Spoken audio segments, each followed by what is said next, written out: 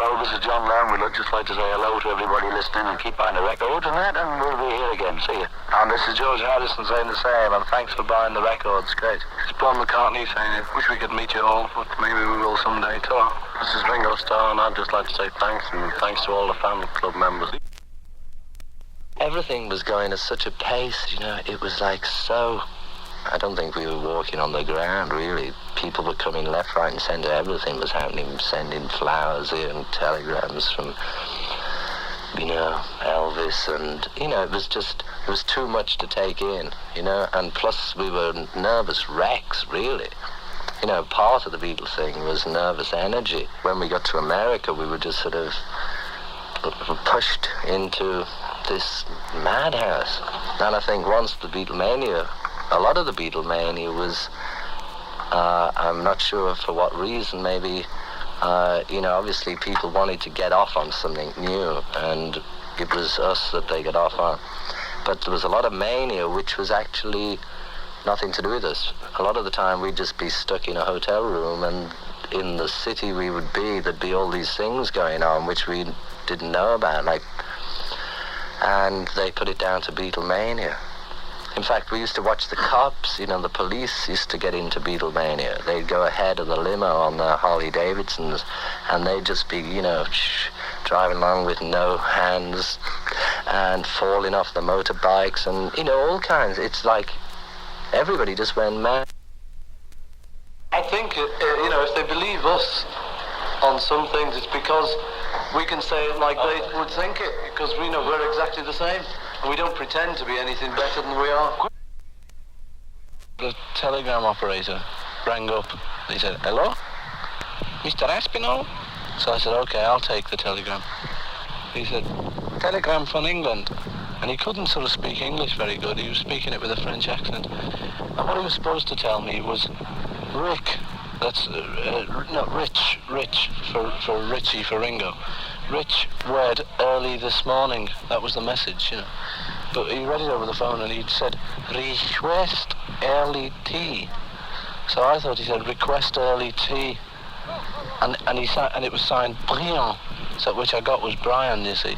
But request early tea, I just thought it was sort of a joke.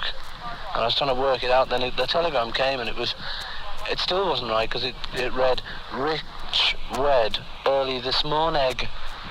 See, so I was in a bit of a tiz, as it were, to try and work out what was happening. But I picked up a paper about the day after he was married, and I saw he was.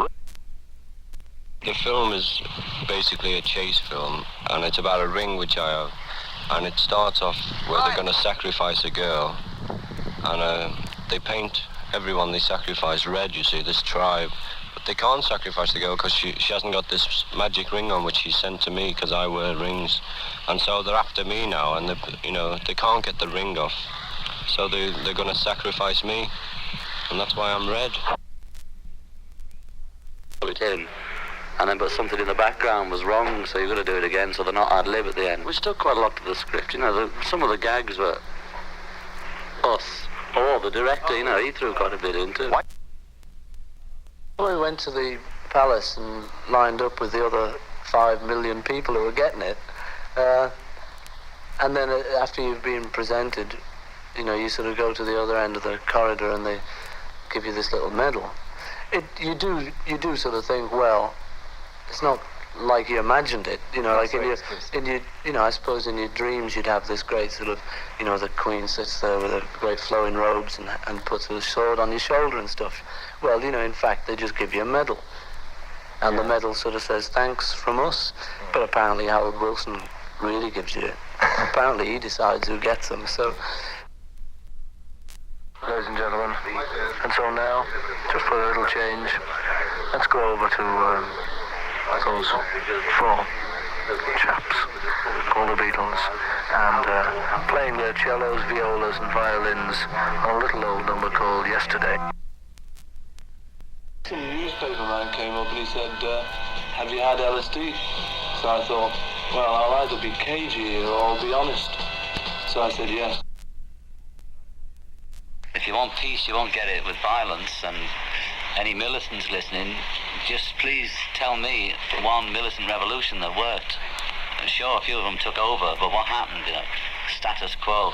And if they smash it down, who do they think is going to build it up again? And then when they've built it up again, who's going to run it? And how are they going to run it? They don't look further than their noses. And if they want revolution now, they get peaceful revolution now if they put as much effort into that. Promote peace anyway. We've all got gimmicks in us. I don't think we ever try to establish trends. We try to keep moving forward and do something different. And if in the meantime it starts trends, well, that's okay. But we never try consciously to start them.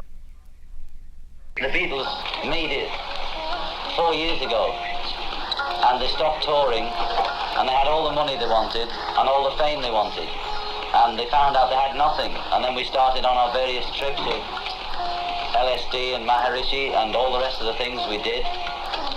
And the old gag about money and power and fame is not the answer. We didn't have any hope just because we were famous. You see all that Marilyn Monroe and all those other people, they had everything the Beatles had. That's no answer, It was like remarkable because the first time I listened to it, which was a Ravi Shankar album, I played that music, and although it's sort of technically the most amazing music ever, spiritually and all this, but when I listened to the music, even though intellectually I didn't understand it, I felt within myself as though I knew it, and it seemed so obvious and so logical. Through that I got involved with sitar and Ravi Shankar. Ravi Shankar is probably the person who's influenced my life the most. Later I got involved with Hinduism because Ravi Shankar was a Hindu, and because it just happened that those things came my way, and I went to India and I liked India a lot, and it was just a natural sort of involvement. I really love Ravi Shankar, and he's been like a father sort of figure. Hello everybody, this is the Beatles on Murray the K's Swinging Soiree Show. Arabe, Arabe,